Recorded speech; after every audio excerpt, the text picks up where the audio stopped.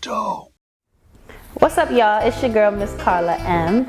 And today I just wanted to do something different. I wanted to do something different for the holiday spirit. This is the season. I feel like it's a lot of controversy in the world, a lot of negativity in the world, and not for nothing, we just went through a pandemic. And I realized that people are fucked up, excuse my language. And the reason why I think people are so fucked up is because their foundation is messed up. And when I say foundation, I mean where they come from their mothers, their fathers, their parents. I believe as you grow, your childhood affects you growing into an adult. And a lot of people never got forgiveness from their childhood. A lot of people haven't healed their hurts from their childhood. And that causes you to be effed up as an individual in the world, becoming an adult.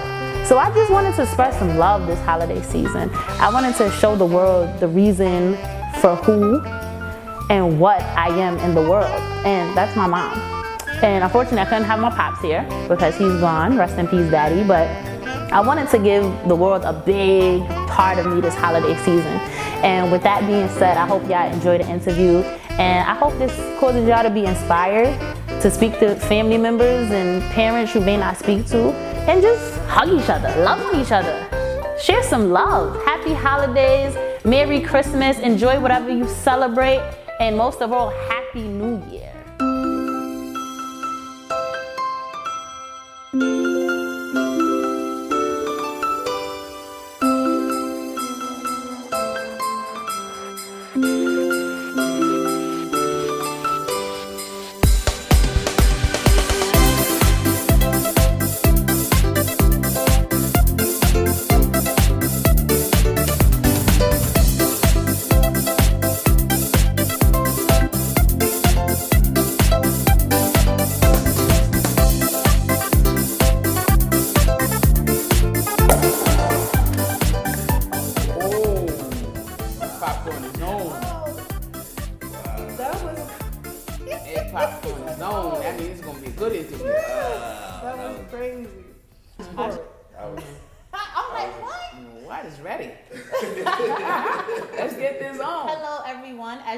It's your girl, Miss Carla M, and today is a very, very special, different episode. And what makes it so special and different is I have my right hand, my ace boon coon, my sister, my brother, and most of all, I have my mother, aka Ma, that I always say for the last 28 years, on set with me. Yes. Hey, Ma. Hey, Miss Carla M. This is like a blessing. Oh, yes. And a privilege. Oh, yes. So I always get so many compliments on me and my mom's relationship. I get compliments on me as a woman. And overall, I love being a woman and I support women. So I said, why not this holiday season, let's have the woman who made me who I am today sit down with me and talk.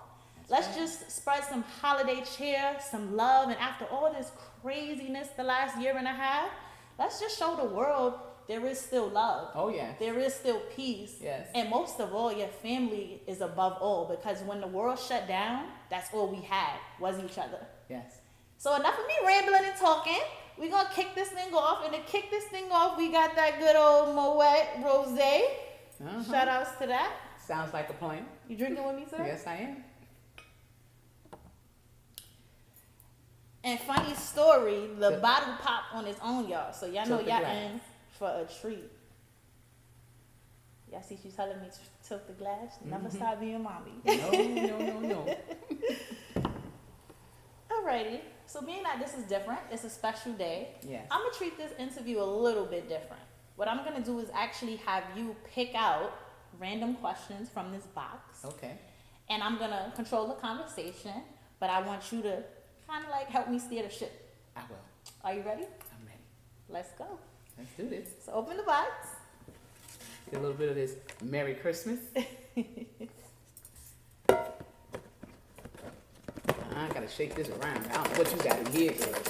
Shake it.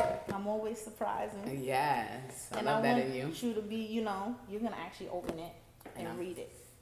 Or what you feel more comfortable with. Me reading it to you? I think so. I can read it. Okay. What was the moment I frustrated you most when I was growing up? Wow. And this is a good one because I feel everyone looks at our relationship like it's perfect. You know, we travel together. Yeah. We've cried together, but most of all, we laughed a million times more. But I want people to see, like, you know, we've had our mommy and daughter moments, as you All said. the time, mommy-daughter moments. And I could say that it's not really much that you frustrated me with. Yeah. I can't really say that. Mm-hmm. But turning 16, between 15 and 16, you had that adult pick with you. And it got a little disrespectful, but I had to let you know I am in control. And You always let me know that, to this day. but that was a moment where you was going back and forth with me. And I said, oh no, we can't have this. But I gave you a lesson to be learned. I said, you know what? You got to go. It killed me to do that. I'm going, you start packing up your little stuff. I said, you ain't taking nothing out of here. You're going out of here with what you have on. You better be happy that I'm letting you go out of here with what you have on. You left out, my nerves was kicking. I called my best friend, Wawa. Me and Carla got into it, and I told her to get out. She says, no, you call her back because you're putting her to the streets. I said, let her stay out there for a little bit. She got to stay out there for a little bit, Wawa. You went to Dakita's house. Yep, I remember. So I called Rochelle. I said, Rochelle, is my daughter there? She said, yeah. I said, let her stay there for a few more minutes. But you loved home most. I came right back home, You came y'all. right back home. But it was something to experience, something to feel, something to let you know that at 16, I'm still your mom. Yeah. 16, you are growing pains. Yeah. And that's what I kept trying to tell you, growing pains. But most of all, through the growing pains, I wanted you to listen to me. Because I've been there, but no one told me about my growing pains. But you listened to me. Yeah, and I'm happy you didn't leave me out there. Oh, no. Yeah, and that's one thing you've always had your arms open, your hands open till this day. Like, Yes. you treated me like I was human before just being your daughter. Yes, I had to. And then you said to me, Mom, you have to let me feel my own responsibilities. You have to let me be me. Yeah. And that's when I said, oh, Lord Jesus, help me with this. Yeah. I turned to God more than ever then. When you start 15, 16, and 17 and want to go to the little parties, all I could do is turn to Jesus. Yeah. You know, like they say, ask Jesus, he going to guide you. I got to listen out for him. And we did better. Yeah, absolutely. I listened to you. I wasn't that mom. You can't tell me, don't tell me, don't talk to me. No, I was that mom that listened to you. Because what you said to me was advice to me to help me raise you. Right. To bring you into that little womanhood that you were going through. And that I am today. Yes, I'm very proud of you. Thank you. I'm going to be saying that throughout this This whole conversation. That I'm very, very proud of you. Thank you. If it wasn't for you, I wouldn't be me. So Yes. I'm proud of you too. I got to keep doing what I'm doing with you, even though you're 28. I got to, what are you doing? Are you You're not doing being them focused. interviews? You're not focused. Come on, let's do what we got to do here. You know, Yeah. I'm here for you. And you got to take advantage of me while I'm alive. I'm healthy, I'm strong, and my mind constantly goes. And when my mind's going, it's not just thinking about me, it's thinking about you. What is she doing? I ain't hearing nothing. So let's stay focused on just being who we are. Of course. And we're going to keep being who we are. Let's keep going through these questions. Yes. Yes. Yeah. Shake them, shake them, shake them. Lord, let this be a good one. They all seem to be good, but not too hard.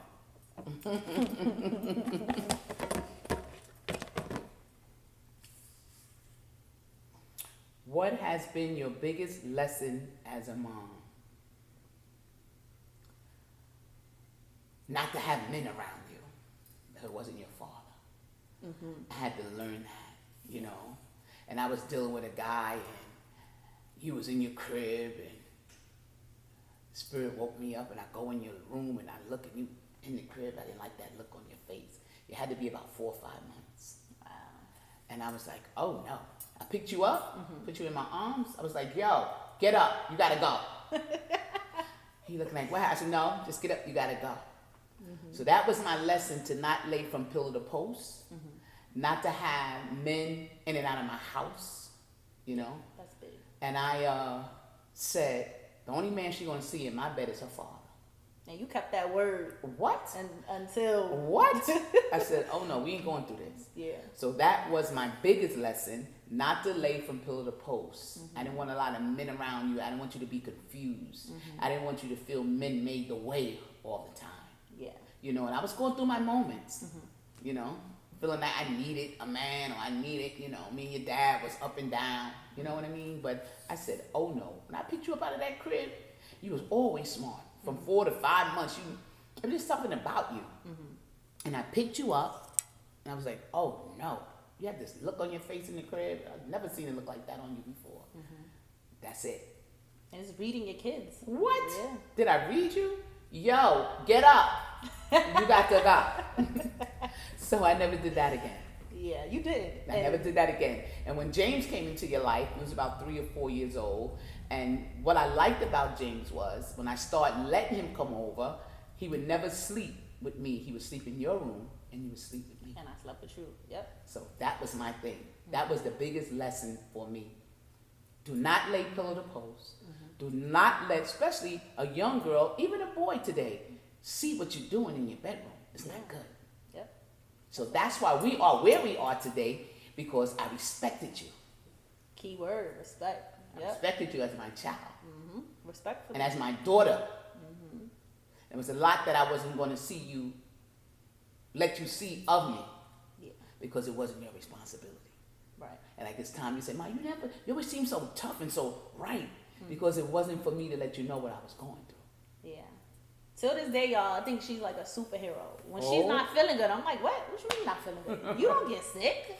So I respect that about you. You always seem like superwoman to me. You never let me see your struggles, and you always made me respect you, not only as a mother, but a woman. Yes. Because as you said, I've only seen you with daddy as the prominent man in your life. Until I was a little bit older, and then there was James. Besides that was it.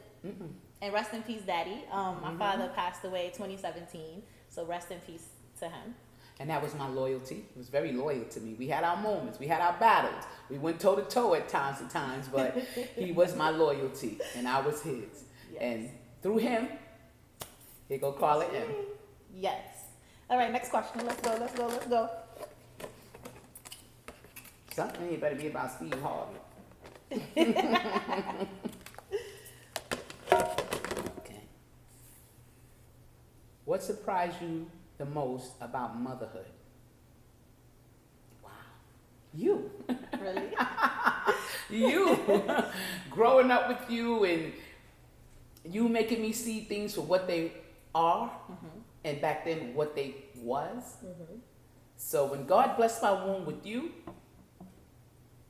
he blessed me with more wisdom as a woman, as a mom. Most about motherhood, I sacrificed a lot for you. I did a lot of sacrificing. It's a question in there about that, so we're not going to go too deep in the sacrifice. All right, but I had to give myself to you, to be there for you. Yeah. The plays, Girl Scouts. And sometimes I would be so tired, but I made sure I was there. Yeah, you was, always. Always. So that was a good lesson for me, just to be there for you, baby girl. Okay. And thank you. Nope. Again, like, I'm going to keep saying thank you this whole interview All as right. well. So That sounds good. I appreciate that. Yeah. All right, You let's got keep it rolling. Shake.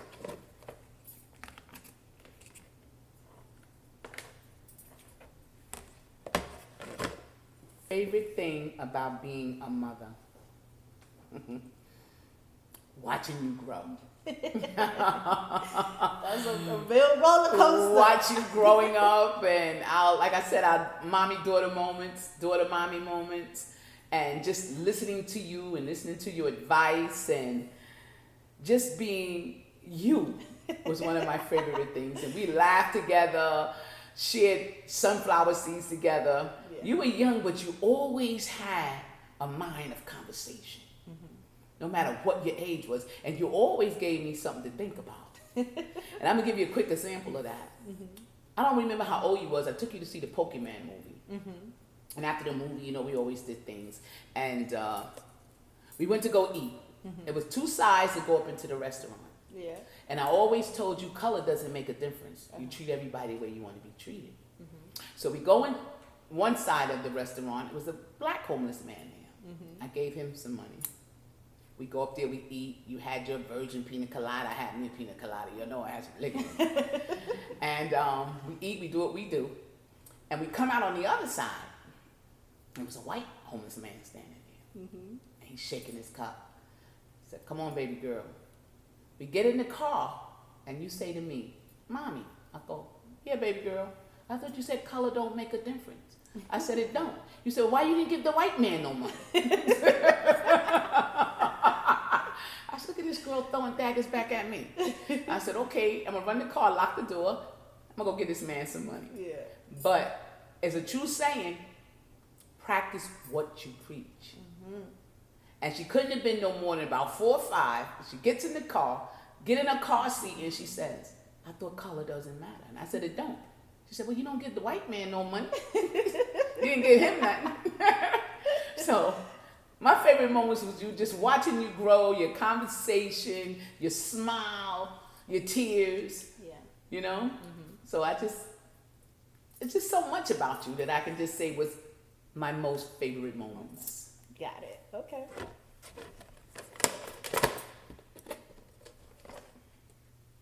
I'm gonna pour a little bit more champagne while she do that.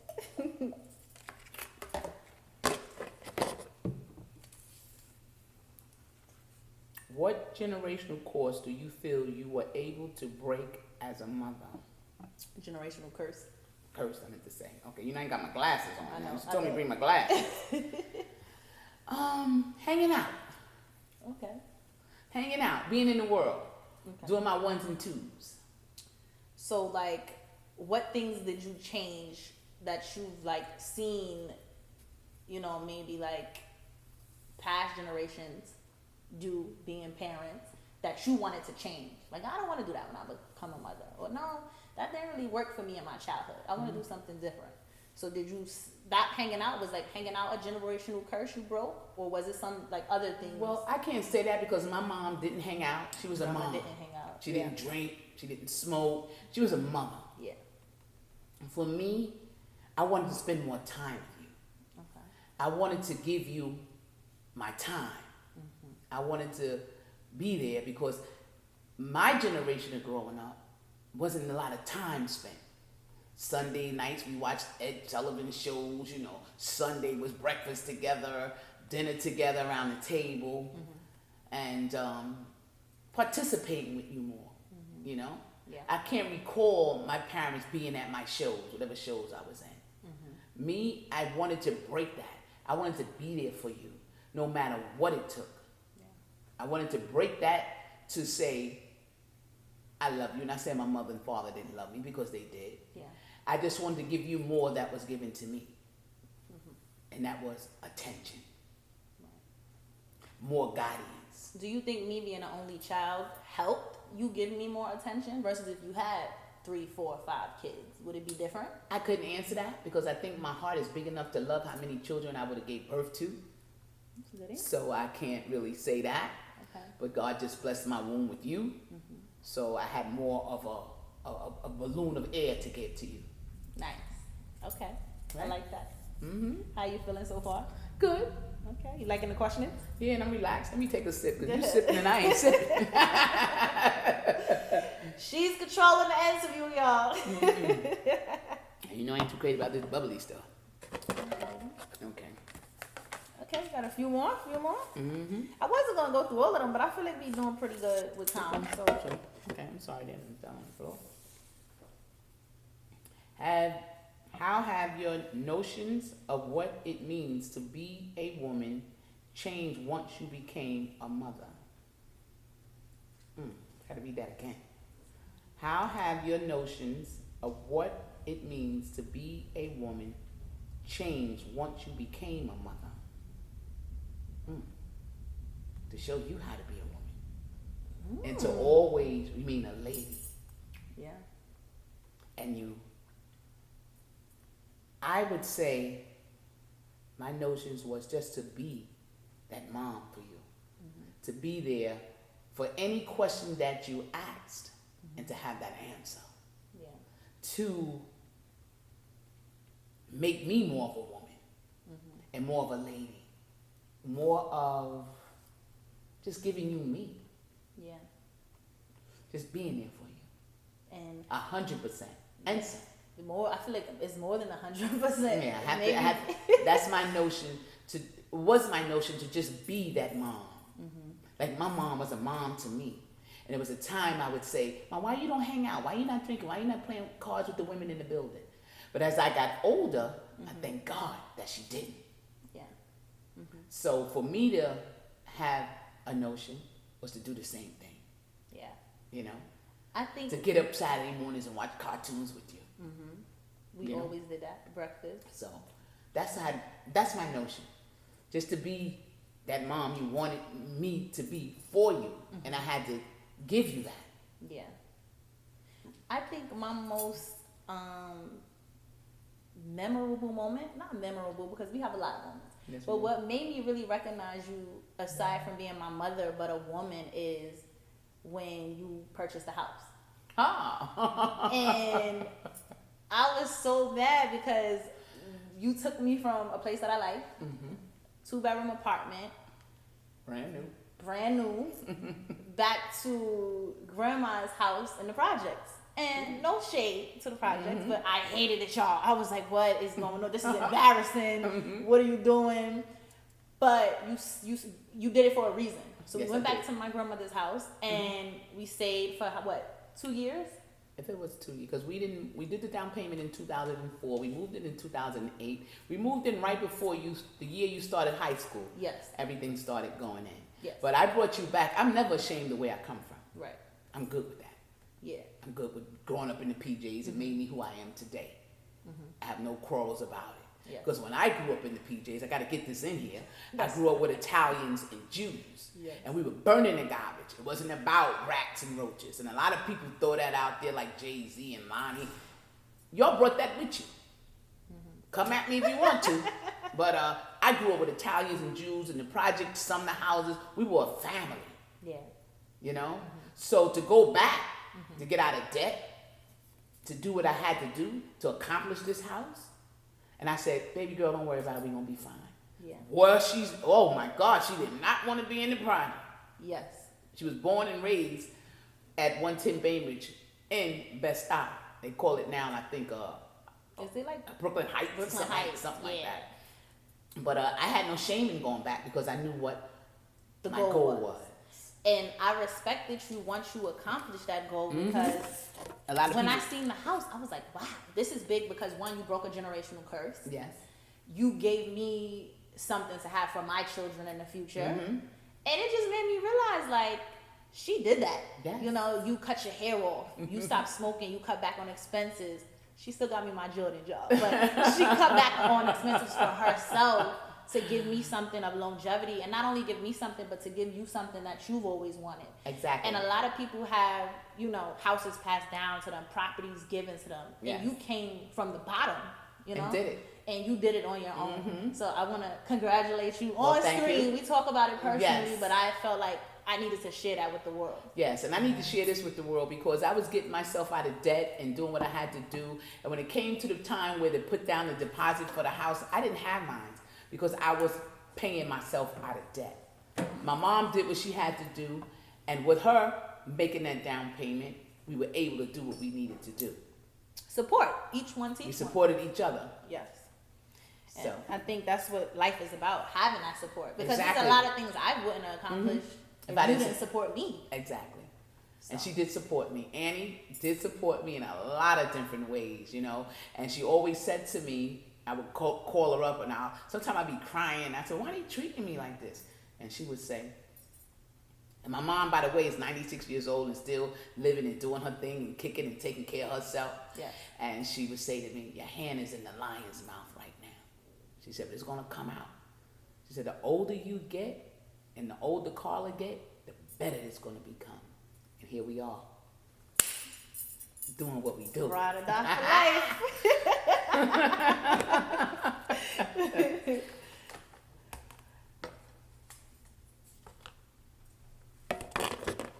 What's the next one? What is your biggest desire for me as your daughter? That's easy. Stay focused. Okay. Keep doing what you're doing. Yes. Sometimes life ain't easy because you're looking at it from a different angle. Mm-hmm. My dad used to say, you can't see the forest for the trees. Mm-hmm. And I said, Dad, why you keep saying that? What you talking about? Mm-hmm. And something would go on, and I would come and talk to him. Come right back to that. You can't see the forest for the trees. But I had to figure out the forest. Mm-hmm. And the trees was the people blocking your vision. Right. Mm-hmm. People are monsters, some of them. Woo, Jesus. And what you're about to do in the industry and all that you're doing, you got to be careful of those trees. Yeah. They'll block you, especially in the industry. It's crab in a barrel. People keep you down. Yes. You overpowering them or taking their place. So that's a big word of advice. Yes. So my desire for you is to continue to listen to me, because I can always see what you can't see.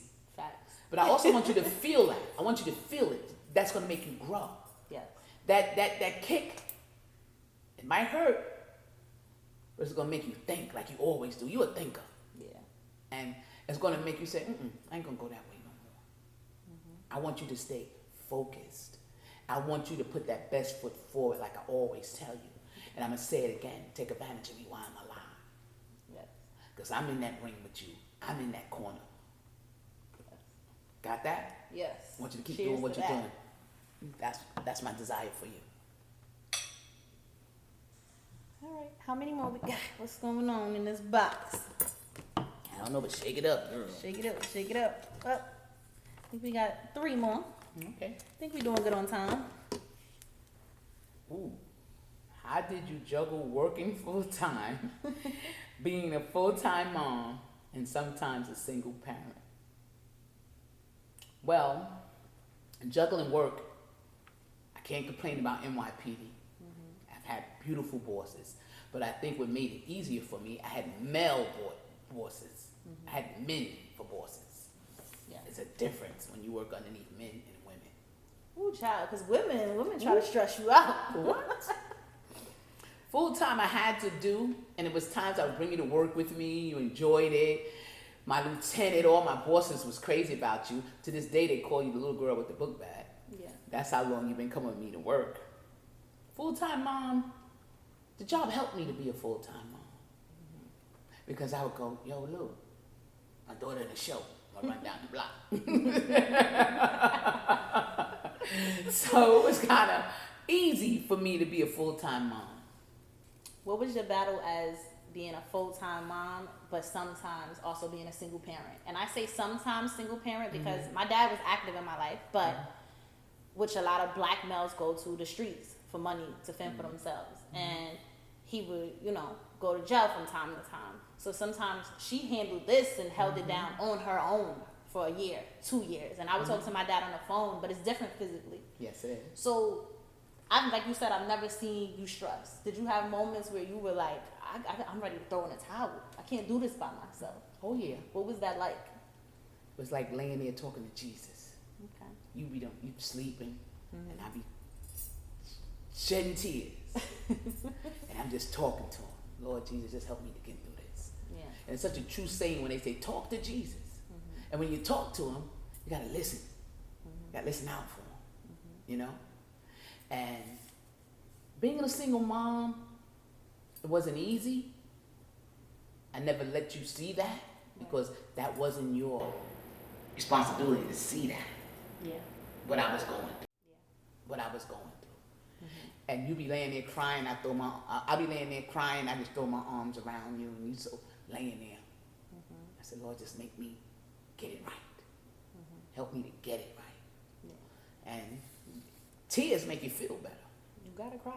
And I would get up in the morning, get you ready, get up for school. You never knew what my heart was feeling or what my mind was thinking. Yeah. I would say being a full-time mom is a lot of sacrificing. A lot. It ain't easy. But I got to give your dad his props. Yep. When he did come home, And I would say, hey, so-and-so, you know, I'm a thug, I got a little thug in me.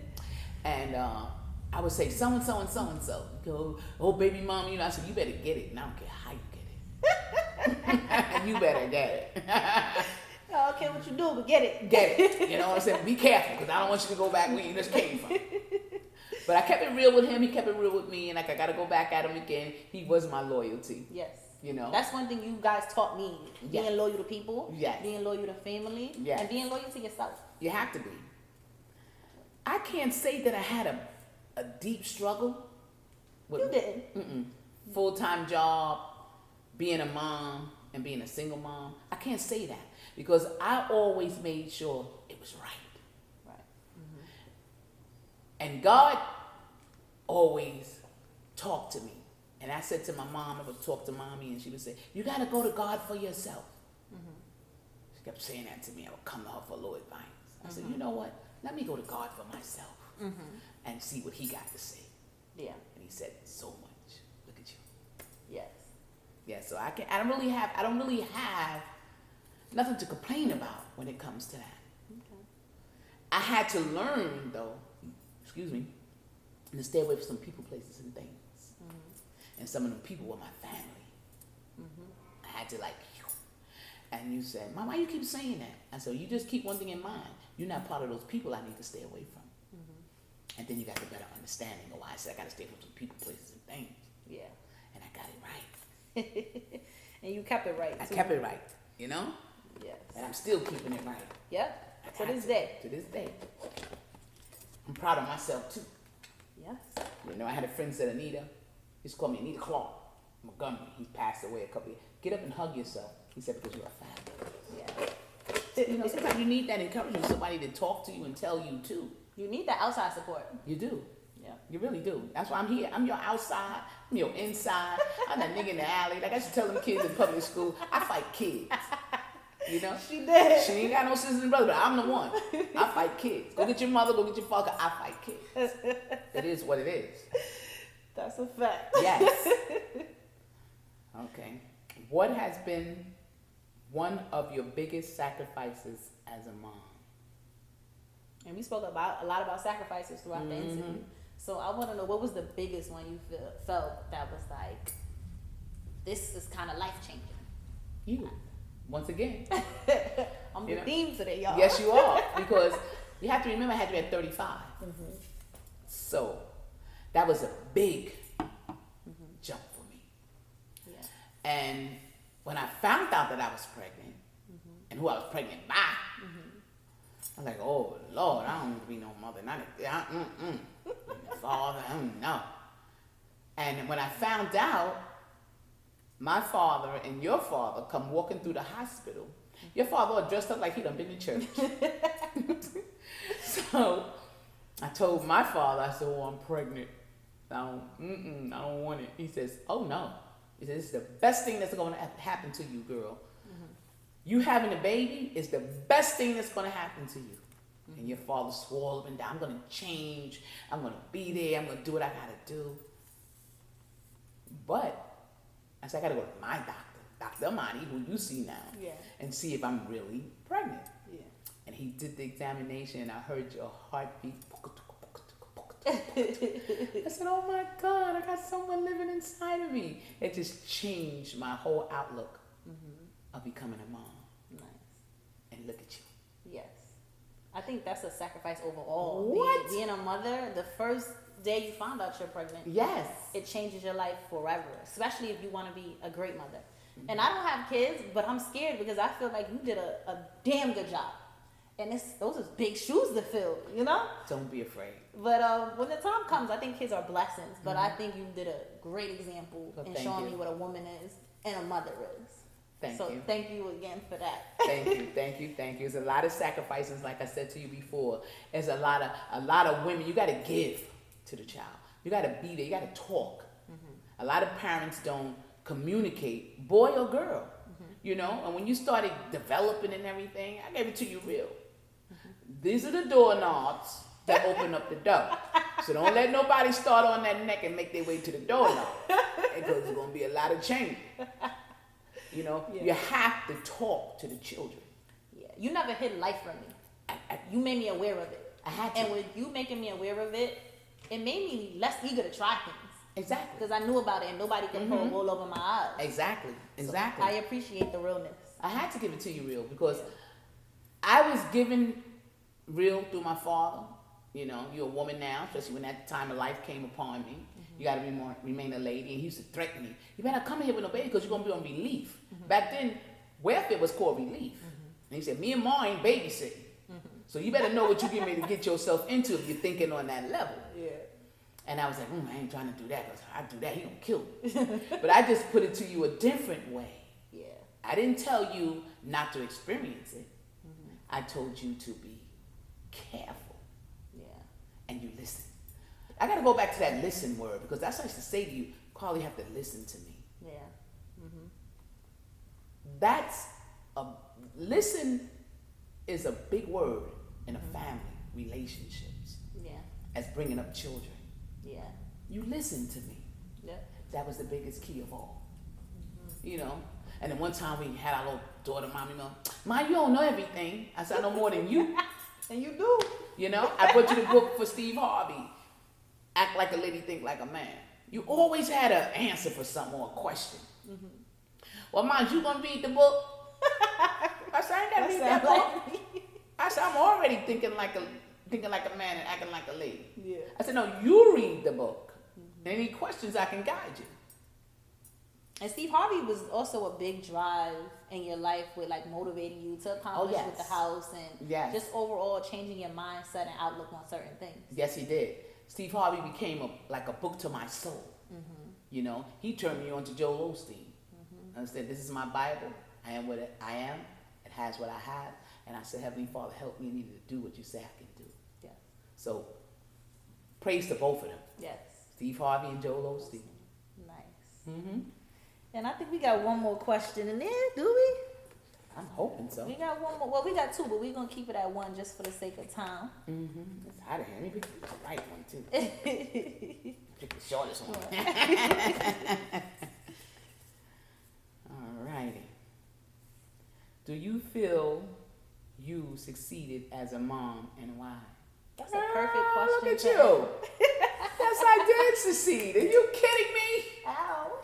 Why? Mom, and why? You give back to me. And sometimes I get a phone call, you know, your daughter always on Facebook praising you. You know, I don't do that Facebook and all that stuff too much. I said, really? She's always got something good to say about you. Yeah. So you make me know and feel that you love me. Yes. You give me some of the most expensive gifts. I've been saying, Carla, cut that out. You know? Gotta keep you drippy. Gotta keep you updated. And you do. And you do. And I appreciate you. Yes. There's times where I can call on you and you hear my voice, Mom, what's the matter? So now I can share my feelings with you. You're older now. Yes. You know?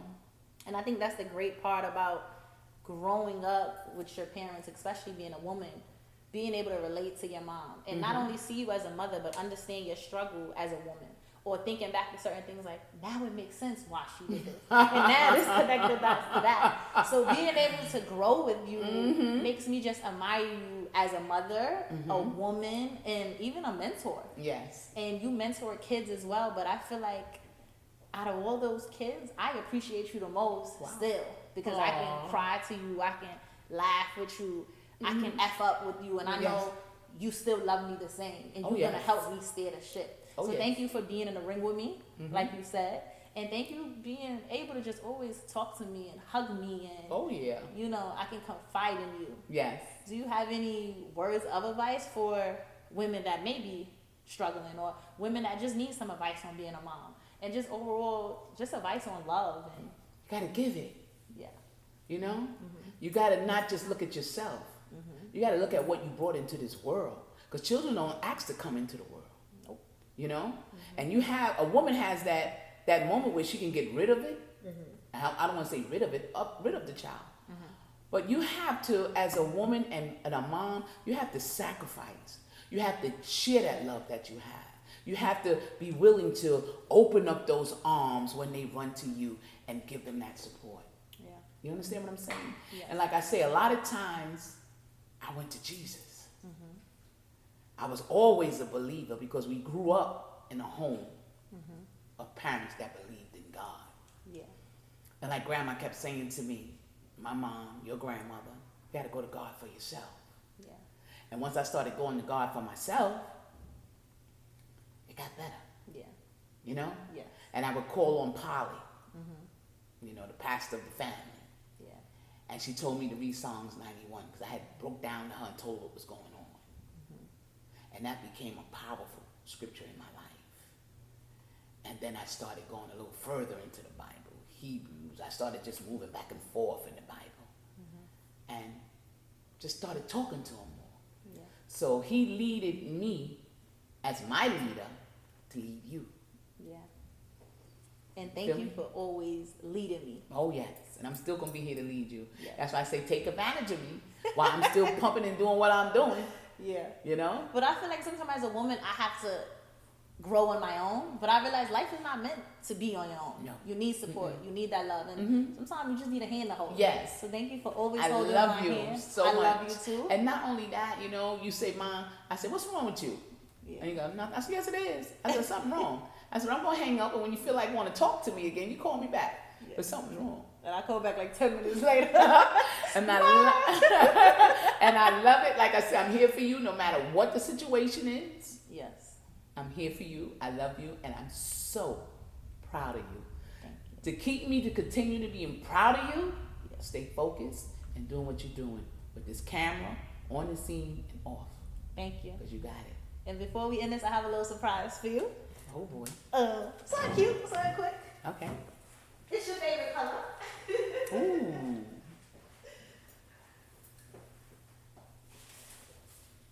Look at you, flowers. Oh, and that is my favorite color. So this is her favorite color, orange, y'all. Brightness, brightness. You need brightness in your life. And I wanted to just give you your flowers while you can smell them. All right.